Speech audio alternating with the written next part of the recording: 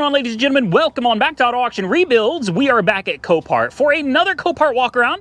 Let's jump into this today with number 1 on my list. A 2006 Chrysler 300 Touring with 172,000 miles and some tasteful upgrades. I don't know.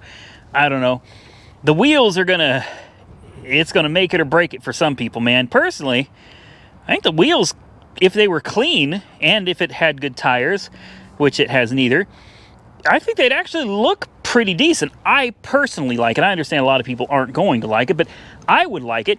I don't like that it's a touring edition.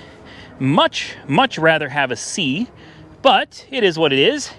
Keisha B, apparently, is who owned this. It was B for bejeweled, B for bedazzled. Let's take a look at the interior and a sniff.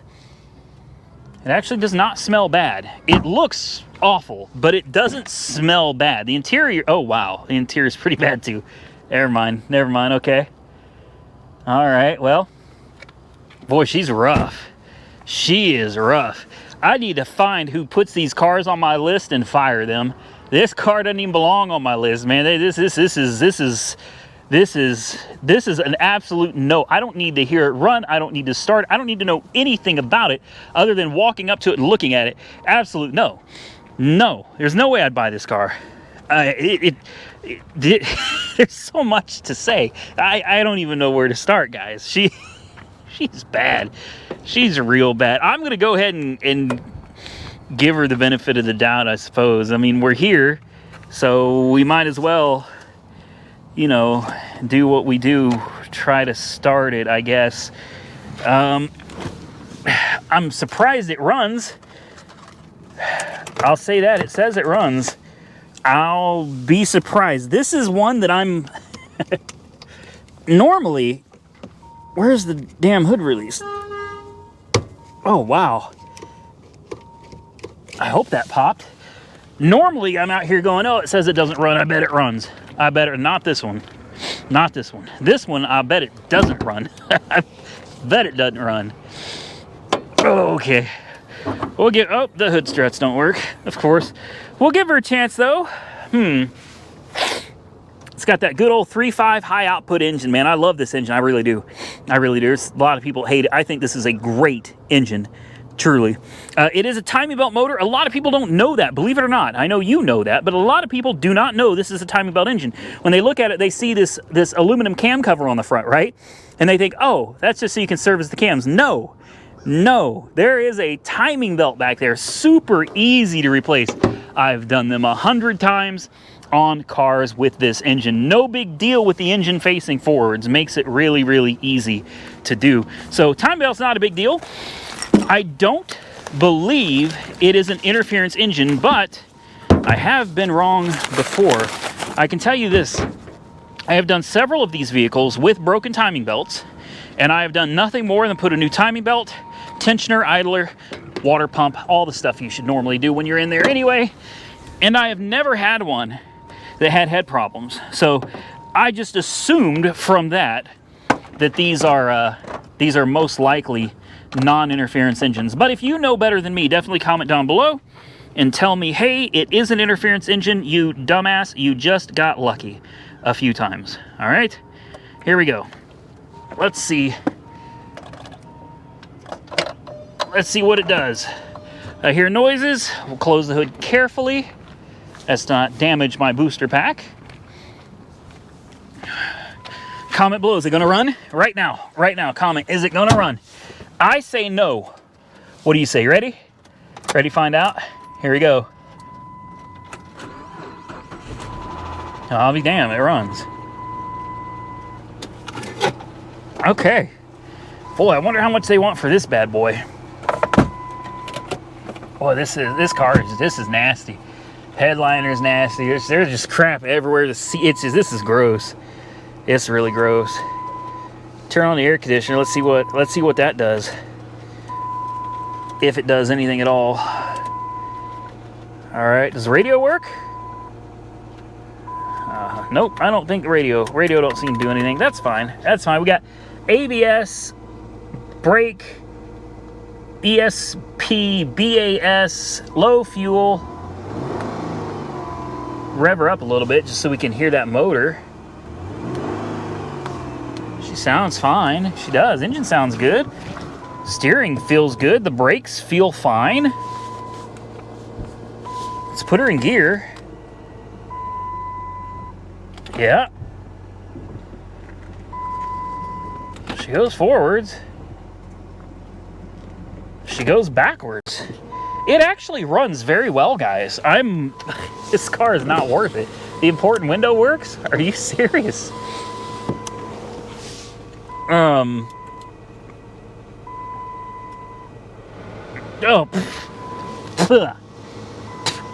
Are you... I just got a face full of whatever just came out of those vents. That was nasty. That was freaking nasty. All right, well. I didn't quite catch that. Could you please say that again? Siri, cancel. There's nothing to cancel. Okay, good deal. Then shut the up. All right. That's interesting. A big thing of cotton. Yeah, some mirror caps. Another thing full of cotton. A stick. A lot of mud and sticks back there. You know, it almost looks as if maybe this car had been sitting for a while. You know, I just got a hunch. I don't know, I got a hunch. Oh, spider webs. Oh, it's missing the oil dipstick. I didn't even see that. The oil dipstick is gone. Okay. Huh. The stick, I am certain, is back there to hold the hood up. All right, well. So I just wonder what could possibly be wrong with this beautiful car that it's sitting out here at Copart. I mean, the wheels may not even be cleanable. They may be so far gone that it's beyond cleaning. Who knows? The tires are bad. The driver's door is trashed. I don't know what all is going on back here. Honestly, if it was me, I would remove these belts and I would send it to Mako and have them paint the whole damn car, whole thing. Take the belts off because they're all falling off anyway. The stripes, they're belts. Take those off, replace this door, and have the whole car repainted. Clean those wheels if you can. Clean the headlights. Put new tires on it. These belts, see what I mean? Take these belts off. Take that chrome crap off. Take this chrome cap crap off right here. It could be done. It could. But, again, why is it here to begin with? Something tells me it's got something very wrong with it. Whether it's engine or transmission, an overheating issue, maybe the transmission slips, who knows? I got a feeling that there's a reason this car is sitting here. Air conditioning doesn't work. You know, and they probably want $49.95 for it. You know, you know what I mean? It's just excuse me, I kill myself sometimes. Yeah, they probably want like $49.95 for it. Windshield's busted. This is not gonna happen, guys. This I told you when I first saw it. I knew this one's not for me. Let's move on to something else. Next on my list, we got a little Porsche Boxster. Says it's a start, not a drive. I don't know if it's an automatic or a stick shift. Body looks good. Tires look good. Wheels look good. I'm liking this, except for the fact that the windows are all down and it's been torrential rainfall for days on end. So that part I don't like. Okay, in the trunk, we have no engine. Unlike the 911, the engine is not back here. The engine is literally there. It's all under there. You got your oil and I believe your coolant there as well. And the battery will be under the frunk. Thankfully, it's open. Looks like we can get into it because I can guarantee you the battery's dead. They always are. And the battery's under here. And if it's a newer model, you cannot open this without going through a lot of heartache if the battery's dead. Where is the battery? I could have swore the battery would have been right there. Oh, you know where the battery is? I didn't go far enough back. That's what it is. I didn't go... Okay. Okay. Anyway, the battery is right here. We'll take this off. Let's set it here. Let me throw a jump on it real quick, and then we'll see what happens. All right. Let's see what she does, man. It's a good-looking car, and I'm dying to know if it's an automatic or a manual. That is a manual. All right, so what's she need? A clutch? Is it going to be wet in here? I guarantee it is. Maybe not. There's a service tag on the floor. You guys know how I love those. Okay. I'm willing to get wet if that's what it takes for this one, guys. The shifter works. The clutch feels good. Miles are 107. Uh-oh. Ooh. That engine sounds locked up. That does not sound good at all. Do these windows not work? Oh man, they're stuck down. They're stuck down. Yeah. Boy, that sucks. Yeah, I wish I could put those up. This is not...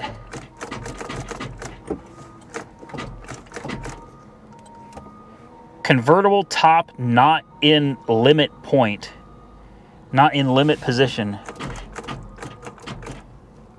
This is weird. Sometimes it sounds like it tries to crank, and other times she sounds like she's locked.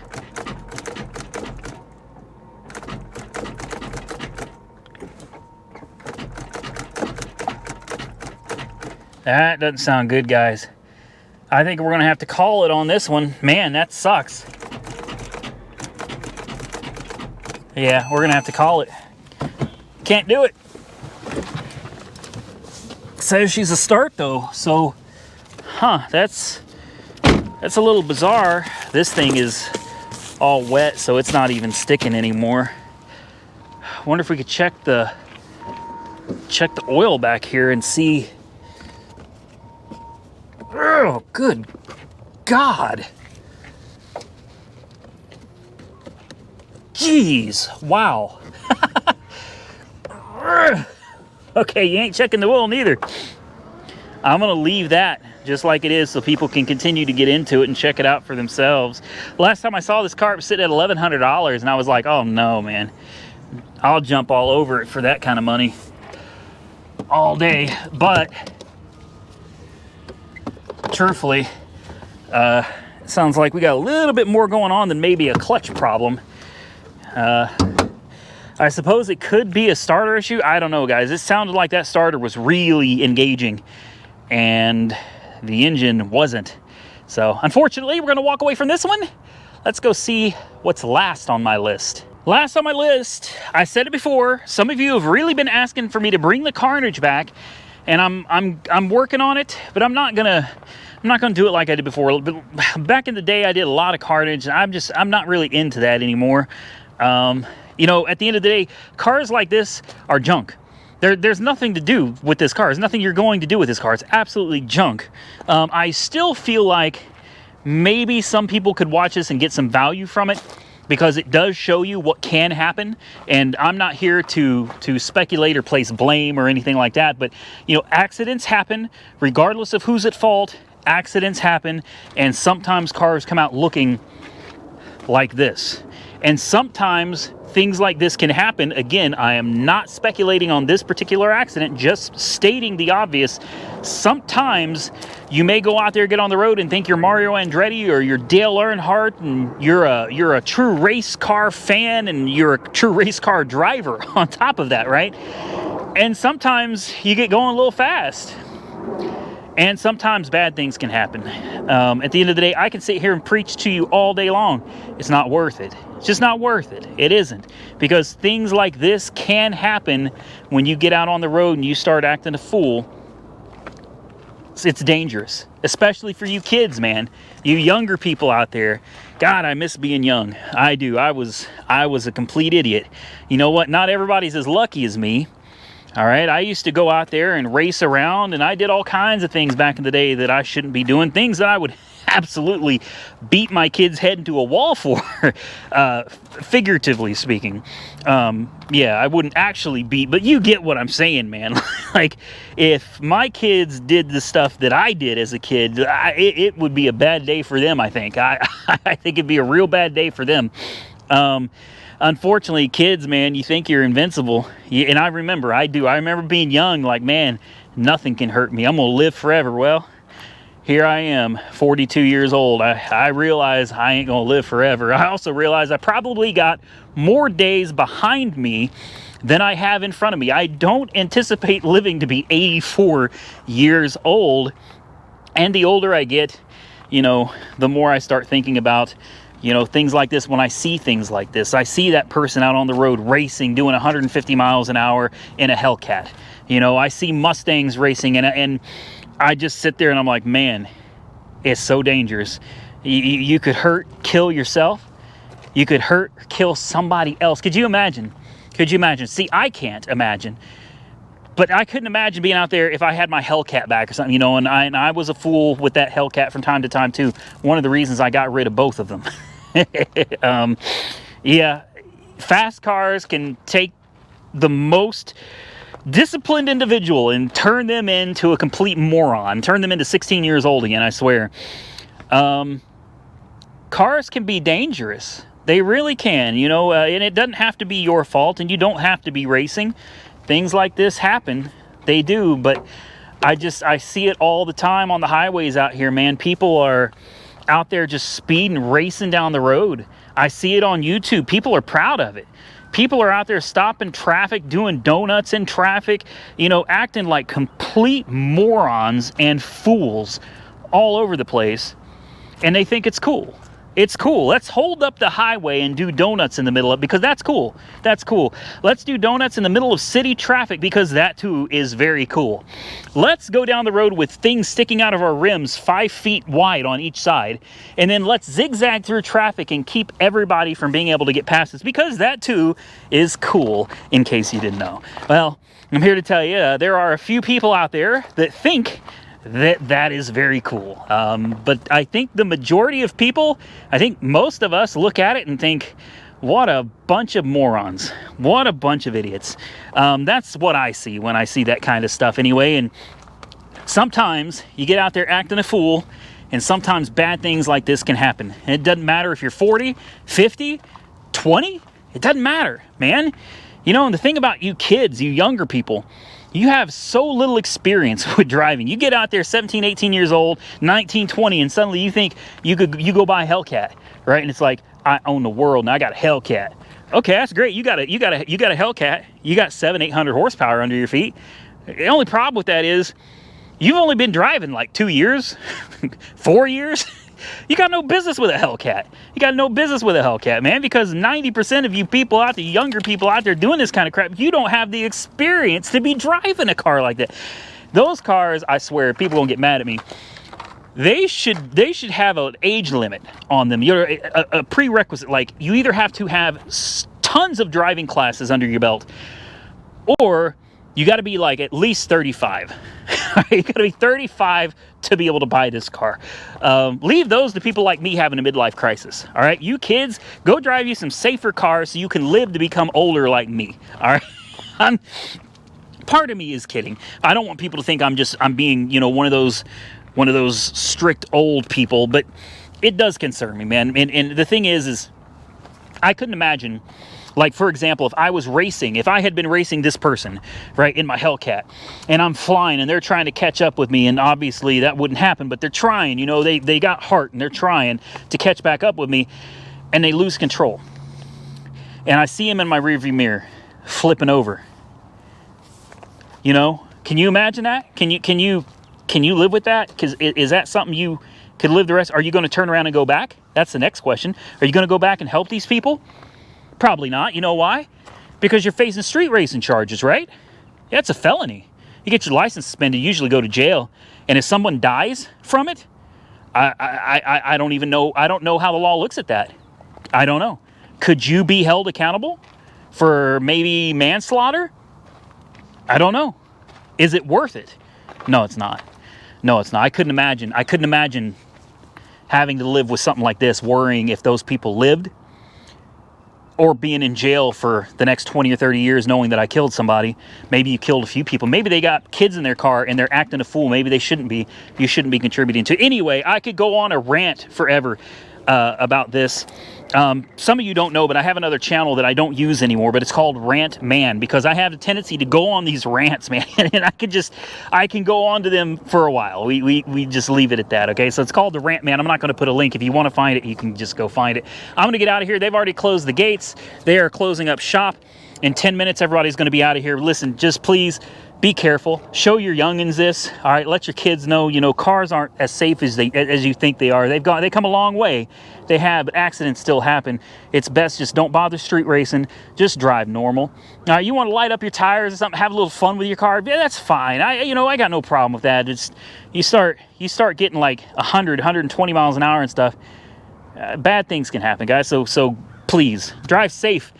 This is it. We're done. If I offended any of you, please forgive me. It's not my intention to come out here and offend people. It's just, I see people on YouTube. I see people out on these streets just acting a fool, and I'm not going to sit here and be like, I am better than you. I have never, of course I have, man. We all have. This is part of the reason you've noticed me buying cars that just, they may be quick, but they're not like super fast, not Hellcats. All right, I'm avoiding all of that stuff. I don't need that kind of responsibility, because I myself can lose my mind here and there and do some stupid stuff.